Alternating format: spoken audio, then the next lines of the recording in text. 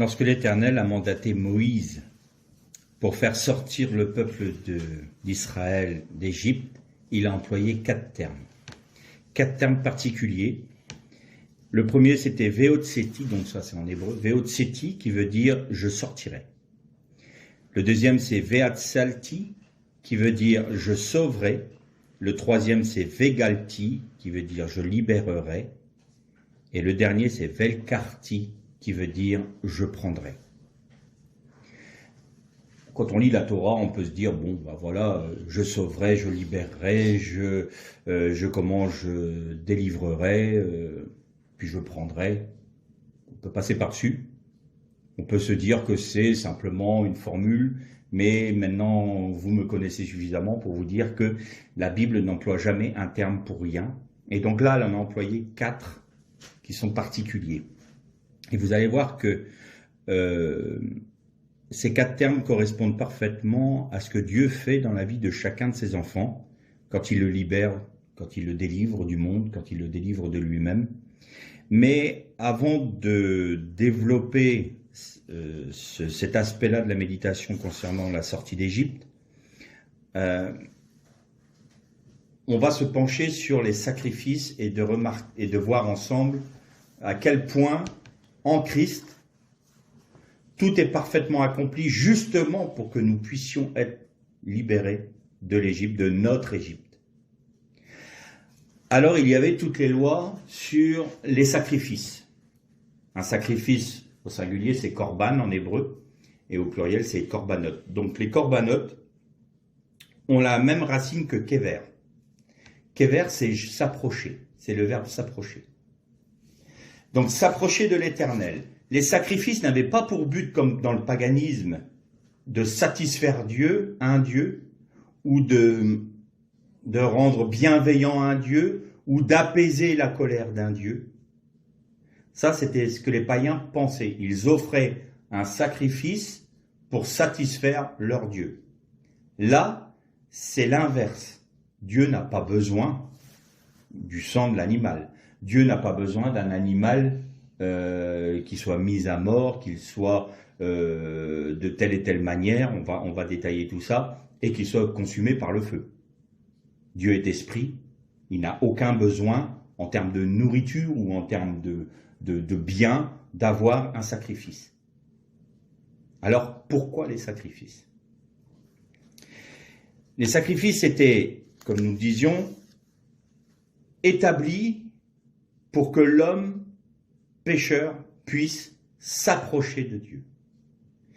Et il est assez intéressant de noter qu'à chaque fois qu'il est parlé des sacrifices, donc sacrifice pour le péché, sacrifice de communion, sacrifice par élévation, ce n'est jamais offert à Elohim. C'est toujours offert à Yudke Vavke, donc à la miséricorde. Le sacrifice est offert au nom de la miséricorde. Ce n'est pas du tout au nom de la rigueur. Parce que si c'était la rigueur qui devait gouverner le monde, alors nous serions tous condamnés, nous serions déjà détruits. Parce que le salaire du péché, c'est la mort. Le péché, dans le peuple, apportait 5 façons de mourir. Il y avait 5 mises à mort possibles. 4 qui étaient concernées par les sacrifices, donc par les corbanotes, et un 5e qu'on va développer un peu plus loin. Dans le Lévitique au chapitre 20 et au verset 27, c'est « Si un homme et une femme ont en eux l'esprit d'un mort ou un esprit de divination, ils seront punis de mort, on les lapidera, leur sang retombera sur eux. » Donc la première mise à mort, c'est la lapidation. La deuxième, c'est « Alors tu frapperas du tranchant de l'épée les habitants de cette ville, et tu la dévoueras par interdit avec tout ce qui s'y trouve, et tu en passeras le bétail au fil de l'épée. » Ce verset, c'est dans Deutéronome 13-15. Là, c'est quand le condamné est voué par interdit. Là, c'était le tranchant de l'épée qui devait le mettre à mort. Il y a une troisième façon de faire mourir qui, elle, a un côté particulier. parce qu'elle n'est pas dans le Deutéronome, mais nous la retrouvons, ni dans le Tanakh, mais nous la retrouvons dans le chapitre, dans l'évangile de Luc, pardon, quand il est dit que les pourceaux reçurent les esprits des démons qui étaient dans l'homme, qui étaient dans les tombeaux, et ils se jetèrent dans la mer, donc ils sont morts par étouffement. L'étouffement, c'est très important, pourquoi? Parce que là, ça concerne vraiment l'esprit. L'esprit, c'est le souffle. L'esprit de vie, c'est le souffle. On en a parlé, la ruach, c'est l'esprit de vie. Donc l'étouffement, c'est ne plus avoir d'esprit. C'est ôter l'esprit, qu'il soit pur ou impur. Donc là, quand il y a des esprits démoniaques, ça correspond à l'étouffement.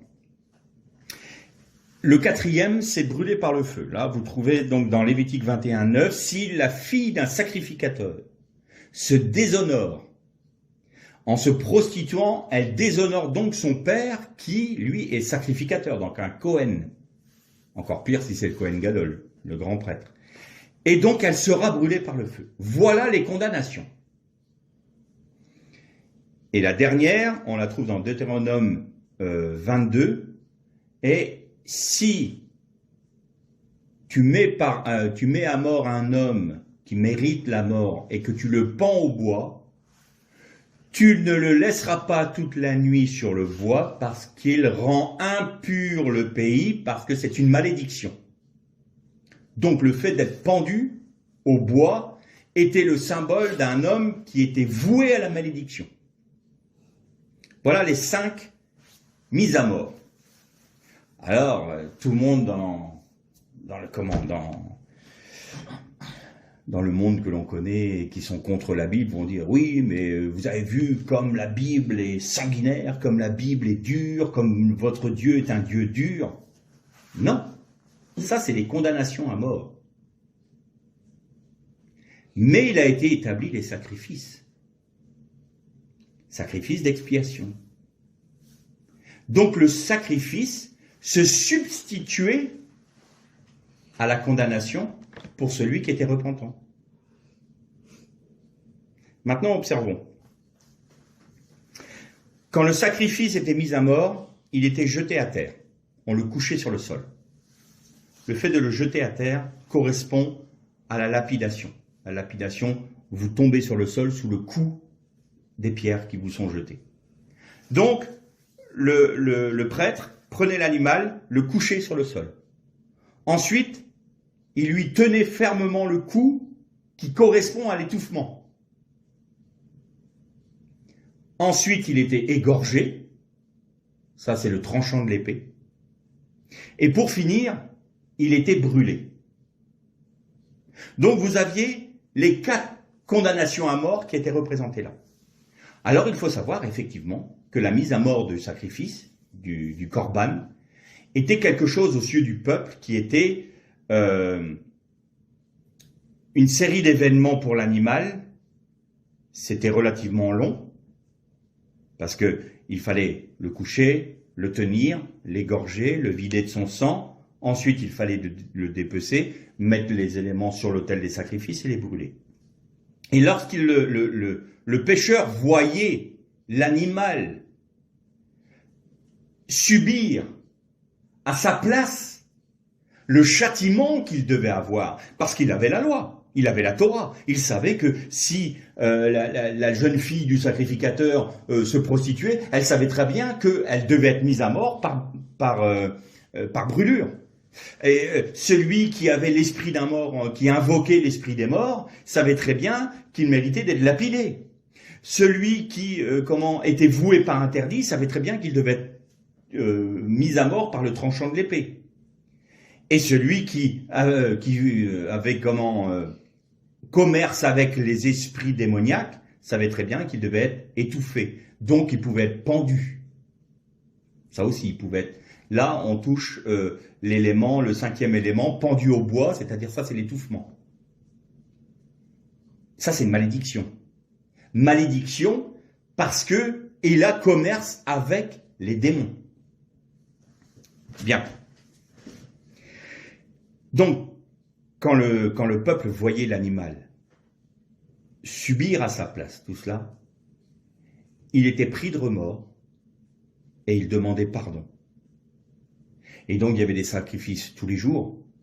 Et celui qui avait péché venait acheter un animal. Donc en quelque sorte il payait comme une amende.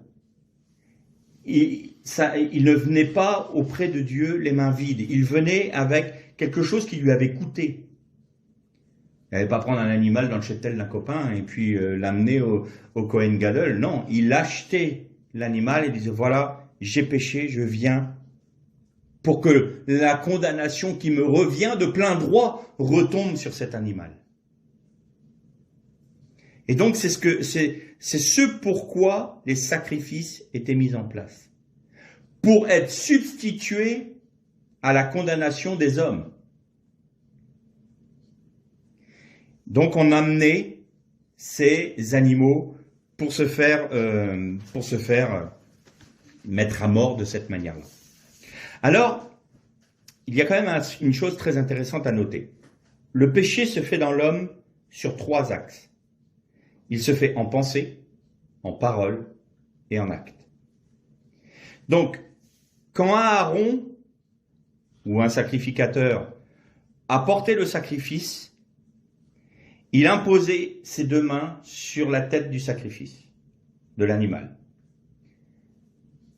Dans ce geste-là, c'était l'action de transposer le péché du peuple sur l'animal, pour qu'il puisse faire expiation à la place du peuple, à la place des hommes pécheurs.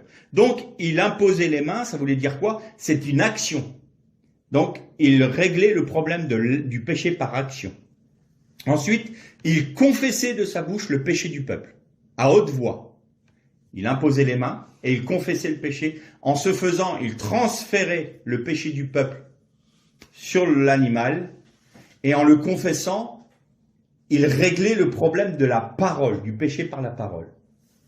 Et quand l'animal était mis à mort, les parties internes de l'animal étaient brûlées par le feu sur l'autel des sacrifices. La partie interne correspond à la pensée qui nous est intérieure. Et là, ça réglait le problème du péché par pensée.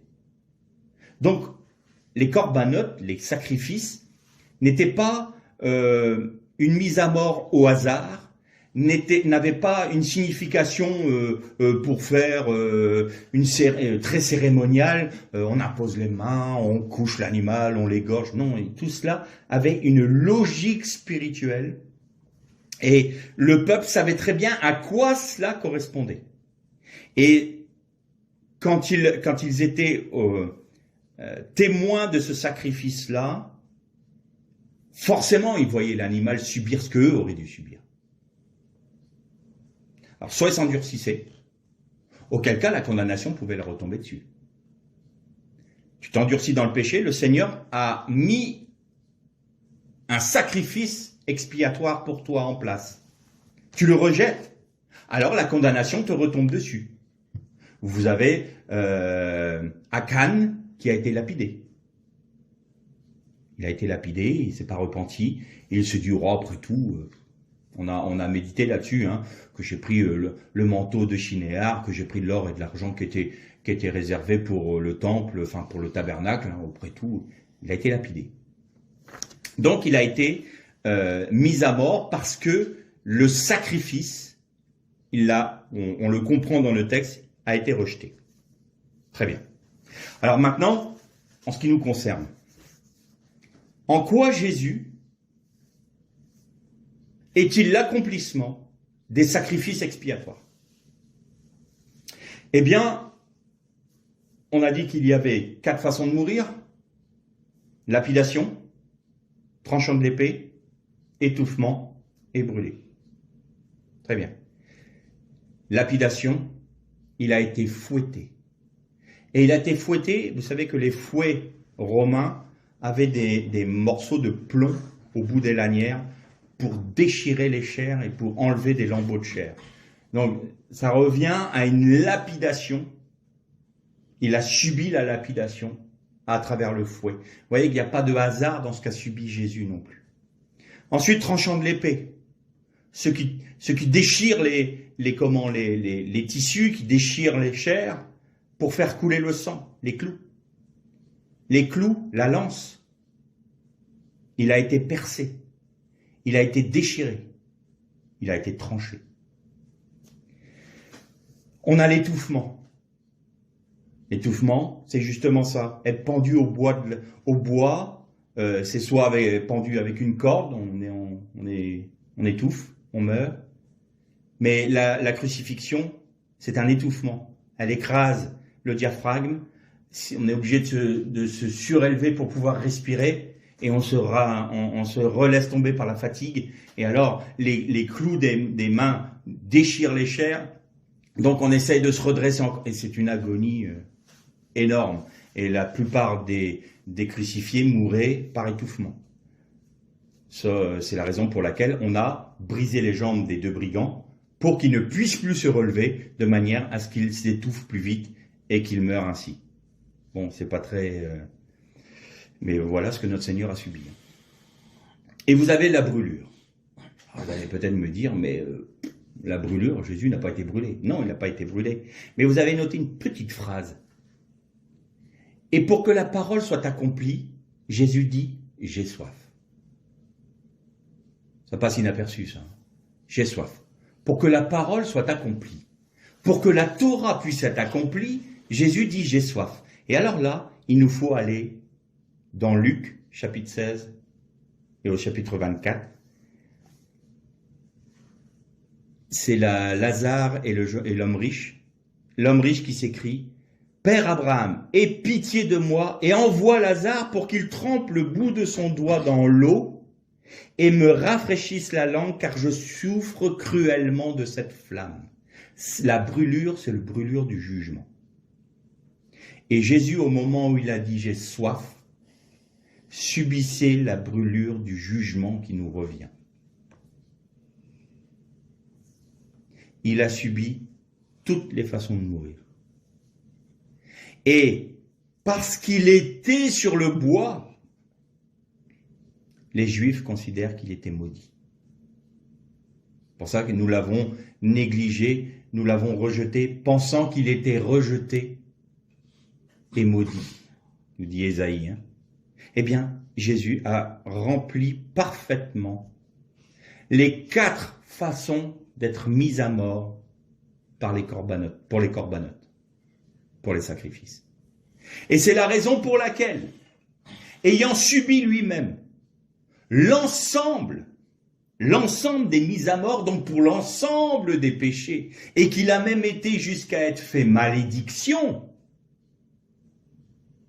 puisqu'il a subi sur lui l'ensemble des corbanotes, alors Dieu l'a justifié en le ressuscitant. Et parce qu'il est ressuscité, alors ce sacrifice est un sacrifice éternel. Nous sommes au bénéfice. Jésus nous rend bénéficiaires d'un sacrifice perpétuel et éternel parce qu'il a été mis à mort par les 4 manières, les 4 façons d'être jugé par la Torah. Il a tout subi. Il a tout pris sur lui. Et je fais juste une parenthèse, ça a même été plus loin, parce que il a porté la couronne d'épines, et non seulement il a subi la malédiction, les mises à mort, les 4 mises à mort pour les pécheurs, mais en plus il a porté sur lui la malédiction qui revient sur l'ensemble de la création. Parce que ce qui a été le résultat du péché de l'homme, c'est que la création a été maudite et c'est la terre donna des épines et des ronces. C'était le résultat de la malédiction. Et Jésus a porté sur lui la malédiction de toute la création. Et il les a fait tous mourir à la croix. Donc tout est parfaitement accompli. Quand je vous disais que le sacrifice de Jésus, c'était une réinitialisation, entre guillemets, de la création, on revenait au commencement, on revenait au jour Érad, au jour 1. C'est cela. C'est exactement cela. Jésus a tout parfaitement accompli. Et donc le sang de notre Seigneur a coulé, le sang des animaux coulait. Qu'est-ce qu'il faisait avec le sang des animaux? Alors revenons pour les païens. Il y avait une tribu, un peuple païen qui s'appelait les Sabiens. Et les Sabiens considéraient le sang comme quelque chose de très impur. Vraiment, ça les répugnait. Mais ils en buvaient quand même. Pourquoi? Parce que, en buvant du sang, ils considéraient qu'ils mangeaient en compagnie des démons, et ainsi, ils demandaient aux démons des faveurs pour réussir dans la vie. Donc, pour les récoltes, pour la protection, pour la victoire dans les guerres. Donc, quelque chose qui les répugnait, ils le buvaient parce qu'ils voulaient manger en compagnie des démons. Donc, ils rassemblaient le sang dans un récipient et ils consommaient le sang. D'autres peuplades, qui eux n'allaient pas jusqu'à ce que faisaient les Sabiens, eux disaient, on peut vraiment pas boire le sang, ça nous répugne. Alors à ce moment-là, ce qu'ils faisaient, c'est qu'ils sacrifiaient un animal, ils rassemblaient tout le sang dans un récipient, ils le mettaient de côté, et eux mangeaient la chair de l'animal à côté, autour du récipient de sang, et ils disaient, nous mangeons la chair du sacrifice, pendant que les démons sont en train de se délecter du sang du sacrifice, donc nous mangeons à la même table que les démons. Toujours dans le même but. Et là, ça vous fait écho de l'apôtre Paul qui dit, ne prenez pas des choses vouées aux idoles ou sacrifiées aux idoles. Quand vous mangez vous ne pouvez pas être à la table du Seigneur et manger en même temps à la table des démons. Voilà d'où vient cette signification de manger à la table des démons. C'est ce que faisaient les païens. Ils mangeaient à la table des démons. Et donc, ce que faisaient les païens, c'était rassembler le sang dans un seul endroit. Et inversement, la Torah considère le sang comme quelque chose de pur, mais qui devait être aspergé. On devait prendre le sang, le mettre sur les cornes de l'autel, on devait prendre de l'huile d'onction sainte et du sang, et on devait asperger Aaron, on devait asperger les prêtres. Il devait ce sang purifié par aspersion, par dispersion. Donc, le sang était considéré comme quelque chose de pur, mais lié à l'huile d'onction sainte qui correspond à l'huile du Saint-Esprit. Et le sang de l'agneau nous purifie de tout péché, nous dit Paul. C'est pour ça. Parce que le sang de l'agneau est pur et il est aspergé sur nous. Nous sommes recouverts par le sang de l'agneau et nous sommes donc purifiés de nos péchés parce que l'agneau a été mis à mort de la manière dont on a parlé, les 4 mises à mort. Les 4 mises à mort ont été, subies par l'agneau, par l'animal du sacrifice, et son sang était aspergé sur le peuple pour qu'il soit purifié. Eh bien, c'est exactement ce que Jésus a fait. Ensuite, il est allé dans le tabernacle céleste pour faire propitiation avec son propre sang. Son sang qui nous purifie de tout péché et de toute éternité. C'est la raison pour laquelle nous pouvons être au bénéfice de ce sacrifice éternel par notre foi en ce qu'il a accompli.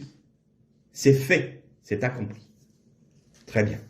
Maintenant qu'on a parlé de tout ça, donc on a vu les 4 peines de mort, on a vu que les sacrifices étaient au nom de la miséricorde, Yud Kei Vav Kei, donc on peut dire Hachem ou Adonai en hébreu, on ne prononce pas le tétragramme, on ne sait plus comment on le prononce, donc c'est Hachem ou Adonai. Et non pas à Elohim, c'est-à-dire le Dieu de la rigueur. Et le sang était aspergé sur nous parce que c'était ce qui était pur qui venait du sacrifice. Un dernier point avant de revenir à notre sortie d'Égypte. Le sang et la graisse des animaux ne devaient pas être consommés. Pourquoi? Parce que le sang c'est la vie de l'être. Et la graisse, c'est le prototype de son corps. Et donc, consommer du sang ou consommer de la graisse revenait à porter préjudice à la vie et à l'essence même du corps de l'animal. Vous voyez ce que je veux dire? On peut manger sa chair, mais pas ce qui est son essence, c'est-à-dire la graisse, le prototype de son essence. Donc on ne peut pas aller manger l'origine de l'être, sa vie et son origine intrinsèque. Son corps, les chairs pouvaient être mangées, mais surtout pas la graisse. Et c'est la raison pour laquelle le Seigneur a choqué les disciples en disant « Buvez mon sang, mangez ma chair, mangez ma... » Mais qui peut entendre une telle parole, disaient les disciples. Et c'est pour ça que Jésus a dit, mais attention, mes paroles sont esprit et vie. Vous ramenez tout, vous revenez sur les corbanotes du temple. Moi, je vous sors des corbanotes du temple, des sacrifices du temple, pour vous faire rentrer dans une réalité spirituelle, parce que là, maintenant, quand je serai mis à mort, vous allez être au bénéfice d'un sacrifice éternel en esprit et en vérité. Et vous serez au bénéfice de mon sang pour l'éternité. Donc mon sang est un vrai breuvage. Il y a des disciples qui l'ont compris, d'autres qui ne l'ont pas compris.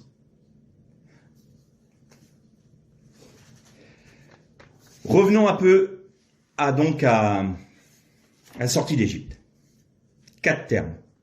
Veotseti, Vetsalti, Vegalti, Velkarti. Je sortirai, je sauverai, je libérerai et je prendrai. Si je vous pose la question, pourquoi Dieu nous a sauvés? Alors il y en a qui vont répondre, pour qu'on ait la vie éternelle. C'est pas faux. D'autres, pour qu'on soit sorti du monde et qu'on soit plus soumis au même jugement que le monde. C'est pas faux. Mais c'est pas la raison ultime.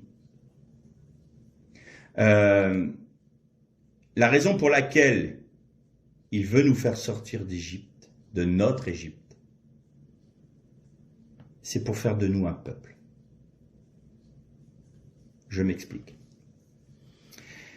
Dieu a fait sortir Israël de l'Égypte, c'est-à-dire qu'il les a, à main étendue et à bras puissants, il les a fait sortir du pays d'Égypte qui se dit Mitzraïm, c'est-à-dire resserré, pour les conduire dans un pays large découlant de lait et de miel. Alors on a envie de dire, attends Seigneur, tu as brisé un empire, tu as détruit un empire, le plus grand empire de l'époque, pour faire sortir un peuple, pour aller dans un autre pays, tout ça pour ça. D'accord, Jérusalem est magnifique. D'accord, Israël, c'est un magnifique pays. Mais tout ça pour ça? Non. Donc je vous fais sortir d'Égypte. Mais ensuite, une fois que vous êtes sortis, c'est fini? Ben non, Dieu nous a sortis, c'est pour qu'on puisse bénéficier de sa parole.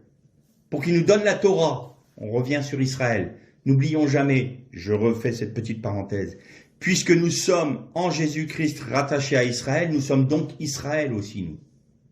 On parle de notre histoire, là. En esprit. Pas biologiquement, mais en esprit, on est rattaché à Israël. C'est notre grand frère, Israël. On est rattaché à eux. Donc là, il a sorti Israël de l'Égypte. Très bien. Pour donner la Torah, mais non, ça, il l'a donné plus tard. Et il dit, je vous sauverai. Pourquoi on est obligé d'être sauvé? Eh bien d'abord, je vais te sortir de l'influence et de la domination de l'Égypte. C'est-à-dire qu'une fois que tu vas être sorti, Pharaon ne pourra plus t'imposer de faire des briques. Donc tu vas ressentir une libération. Je vais te sortir, donc tu vas te sentir ne plus être opprimé et tu vas sortir de ce qui te resserrait, Mitzraïm, pour être dans quelque chose de plus large. Très bien. Mais ensuite, il faut que je te sauve de la main de l'Égypte, parce que l'Égypte peut encore venir te saisir. On va paraphraser. On vient de se convertir. Mais parfois, il y a encore des choses du monde qui nous attirent. On est sauvé par grâce. On est au bénéfice des sacrifices dont on a parlé. Sacrifices de Jésus dont on a parlé. Mais dans le monde, il y avait ça à l'époque. J'aimais bien. Puis il y a parfois une forme de nostalgie. Je me souviens, avant de me donner au Seigneur. Puis quelque part, on chérit un peu ça. On n'est pas du tout sauvé de l'emprise du monde, de notre Égypte. Alors le Seigneur va produire des circonstances dans nos vies, des épreuves. Il va nous faire, il va faire perdre au monde son attrait. Il va nous sauver de l'emprise de notre Égypte et de Pharaon, c'est-à-dire que enlever dans notre cœur cette volonté d'aimer ce que le monde nous a proposé à l'époque. Et ensuite, je vous libérerai. Alors, là, la liberté, c'est une fois que le travail de sauvetage a été fait, la libération, c'est le monde n'a plus d'emprise sur nous. Là, on est rentré dans le désert, on est parti. Ça y est, on s'est éloigné du monde. Les épreuves, l'action du Saint-Esprit dans notre vie nous a fait nous séparer. Vraiment, il y a une scission avec l'Égypte, notre Égypte, avec le monde. C'est-à-dire que là, même l'attrait du monde, il n'y a plus rien pour nous. Vraiment, on est là, le monde nous désespère. Ce qui nous là à nous offrir ne nous correspond plus. On est là, on est dans le monde, mais on n'est plus de ce monde. On le vit, on ne le dit pas, on le vit. C'est différent de dire je suis plus du monde, je vis dans le monde, mais je suis plus du monde. Puis tiens, après tout, je peux me permettre ça là. Je n'ai pas tout déclaré. Allez. Puis je demanderai pardon, c'est pas un problème. Et puis là, j'irai bien pour les plus jeunes, aller en boîte de nuit, le Seigneur n'a rien contre ça. Rien contre ça, allez, on peut faire ça. Puis je peux me permettre un peu d'excès d'alcool, après tout. Le Seigneur, il y a même Paul qui a dit à Timothée, bois un peu de vin. Alors vous voyez, parce qu'on peut toujours trouver des textes. Donc, Timothée buvait un peu de vin pour son estomac. Alors nous, on en boit beaucoup, comme ça on n'aura pas de problème d'estomac. Il y aura juste le foie qui calangera, mais c'est tout. Mais l'estomac, ça ira. Donc vous voyez l'attrait du monde. Et là, tout d'un coup, tout ça, non, il n'y a plus d'attrait. Non, franchement, ce que le monde n'a pas à nous offrir ne nous correspond pas. Et là, on arrive au point ultime de la pensée de Dieu. Je vous prendrai. Je ferai de vous un goy gadol, une nation, une grande nation. Et quand, avant qu'il y ait le veau d'or, l'Éternel avait dit à Moïse, je ferai de vous une nation de sacrificateurs. Je ferai de vous une nation. La nation qui appartient à Dieu. Pas les nations. La nation qui appartient à l'Éternel. On va essayer de reprendre ça calmement et de bien peser les mots. Dieu veut faire de nous sa propre nation. Celle en qui il prend plaisir et celle au milieu de laquelle il va faire sa résidence. Dans le Olam Haba, dans le monde à venir. Et là, je vis la nouvelle Jérusalem descendre d'auprès de Dieu. Et il n'y avait plus de trône, il n'y avait plus de temple dans la nouvelle Jérusalem parce que l'Éternel était son temple. L'Éternel vient habiter au milieu de son peuple.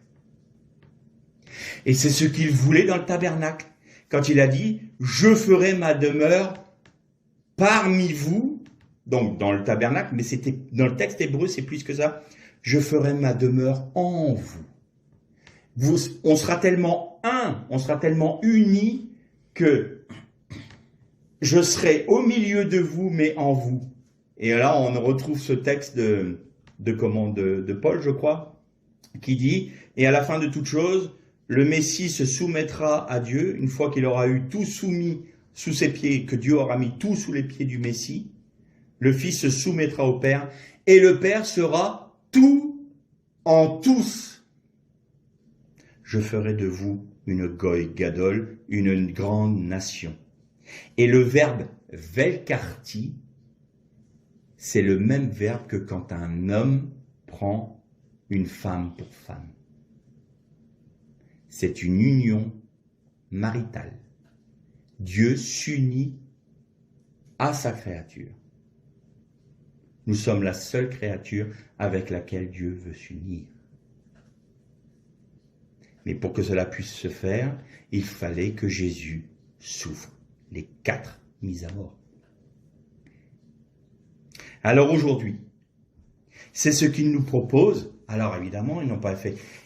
Vous comprenez pourquoi quand il y a eu le veau d'or, Dieu a été obligé d'être hors du camp. Tu mettras une tente hors du camp et tu viendras à ma rencontre.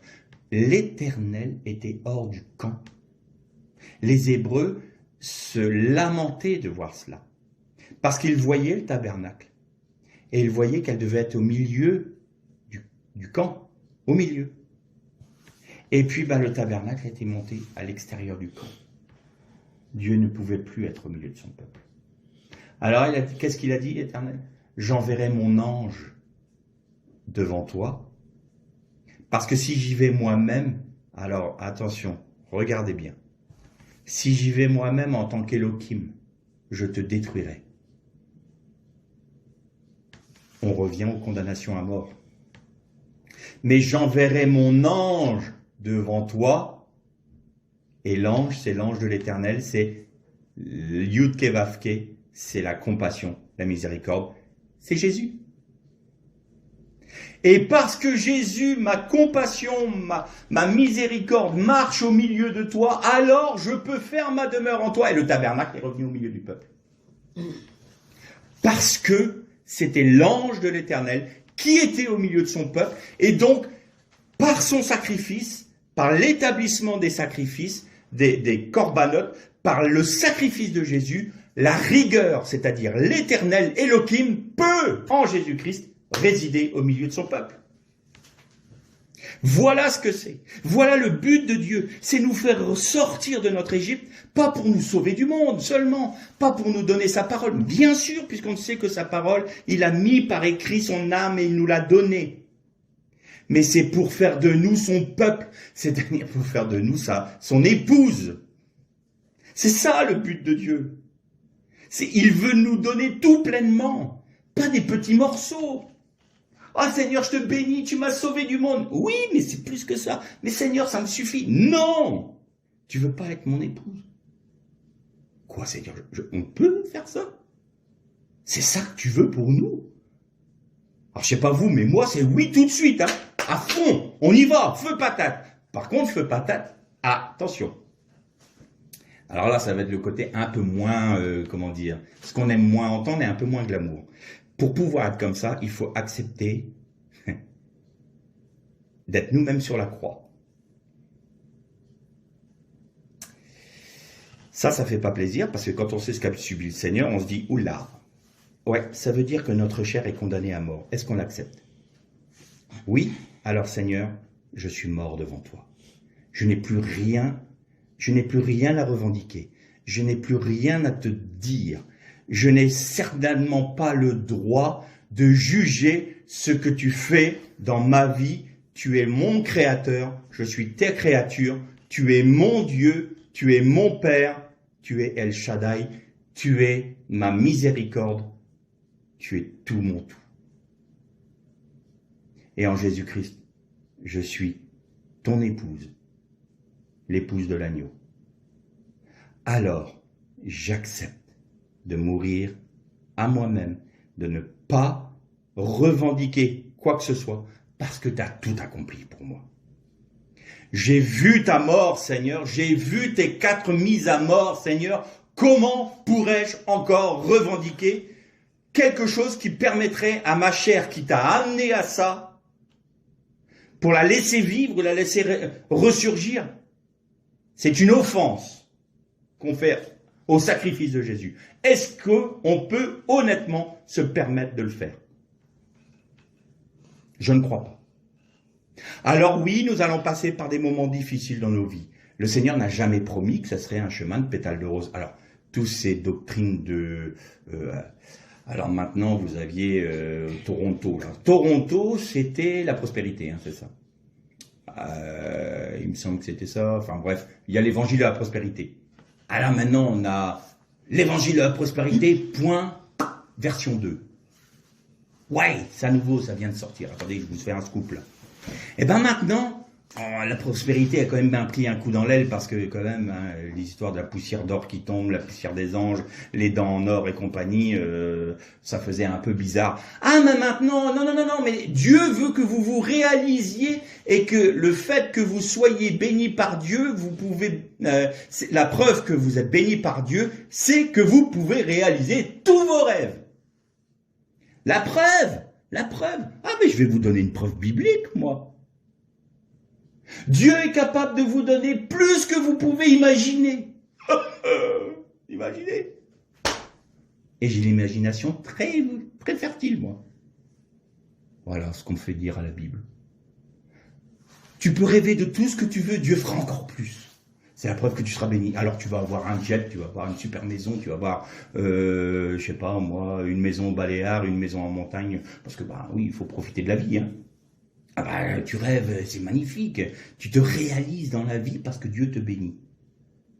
Et Jésus dit, le monde aura de la haine pour vous parce que le monde m'a rejeté. Vous aurez des tribulations. Vous aurez des oppositions. Vous serez mis à mort à cause de mon nom. Vous serez persécutés à cause de moi. C'est le rêve de qui, ça? Et pourtant, c'est le chemin de la vie. Parce que c'est le chemin du renoncement. C'est la preuve que nous renonçons à notre Égypte. Accepter la croix, c'est arriver au stade de la libération. Accepter la croix, c'est se charger du joug de Jésus. Et il a dit, mon joug est léger. Mon joug est léger, pourquoi? Parce que j'ai tout pris sur moi. J'ai été lapidé. J'ai été étouffé. J'ai été tranché. Et j'ai senti la brûlure du jugement. Tout est tombé sur moi. J'ai été considéré comme maudit. J'ai été considéré comme rejeté de Dieu. J'ai été mal jugé, condamné. Mais accepte ce chemin, parce que ce chemin va t'amener à une union avec moi, union avec ton Dieu, avec la possibilité d'être ce peuple de sacrificateurs. Paul en reparle ça. Il a fait de nous un peuple des sacrificateurs pour Dieu son Père. On reprend exactement la promesse que l'Éternel avait faite à Israël avant qu'il donne la Torah sur le mont Sinaï. Vous voyez que en Jésus-Christ, nous sommes rattachés à la même promesse d'Israël, c'est-à-dire que nous sommes un peuple, une grande nation, la nation de l'Éternel. Alors acceptons le chemin qui nous est proposé.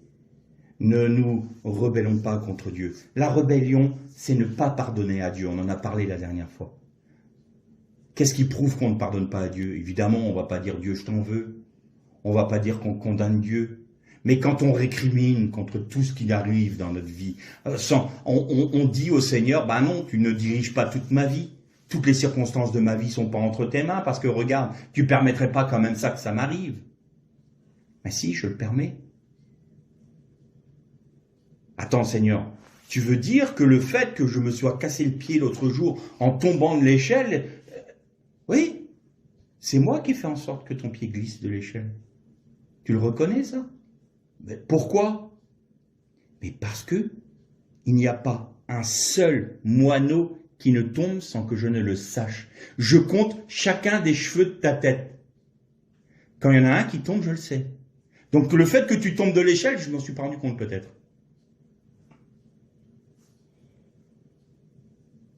Vous savez le pire? C'est que la couronne d'épines que Jésus a eue sur la tête, c'est Dieu qui a fait pousser l'épine. C'est Dieu qui l'a fait croître. Et elle s'est retrouvée pour blesser son fils. Parfois, Dieu permet que des épines poussent dans nos vies pour qu'elles nous blessent, mais pour que nous soyons libérés. Et en étant libérés, il fait de nous une nation, la nation de l'Éternel. Mais il y a plus encore. Certes, l'Éternel veut nous faire de nous une nation, mais comme nous l'avons vu la dernière fois en parlant de « Mon juste vivra par la foi », c'est le Seigneur Jésus lui-même qui le fait pour nous. C'est-à-dire que cette acceptation, cette possibilité de vivre cela, d'accepter les circonstances de nos vies, d'accepter que les épines nous blessent, c'est Christ lui-même qui le fait pour nous, à travers nous, par notre foi, parce que mon juste vivra par la foi. Donc mes frères et sœurs, accepter cela, accepter les circonstances de la vie, c'est de permettre à Dieu d'agir dans notre cœur et dans notre être par le Saint-Esprit pour produire ce que Christ a fait et de faire de nous la nation de l'Éternel. Que le Seigneur vous bénisse.